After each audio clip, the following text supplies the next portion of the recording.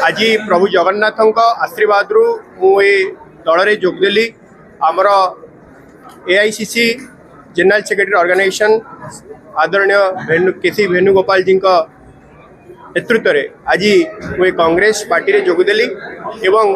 मु कही रखा चाहे जे ये कांग्रेस दल सर्वपुरातन दल ये दल को पाथय करी बहु नेतृवृंद ओडिशा को शीर्ष को नहीं तांकरी पद को अनुसरण करी पाथय करी एवं आमर पीसीसी सभापति भक्तचरण दास का हाथ मुठा को टाण करने तृणमूल स्तर में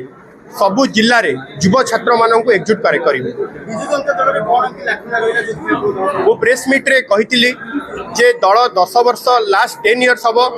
दल को आउटसोर्सिंग को ठेली दि जाइए जे कि आपण मानू कहूली जे नवीन बाबू किसी जानू ना कि बुझुना सेठी जड़े अणओिया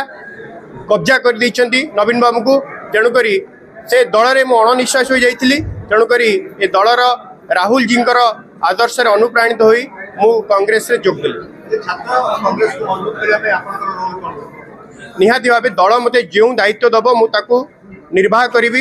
विजु छात्र जनता दलर मु पूर्वतन महासचिव थी एवं कटक भली जगार पाखापाखि मु 8000 यूनिट रु अधिक रक्तदान शिविर अनुष्ठित करी तेणुक यही दल मते जो दायित्व दब मुझे श्रृंखलतार सहित पालन करी कौन सी कंडीशन करी मु दल में जोग देई नहीं।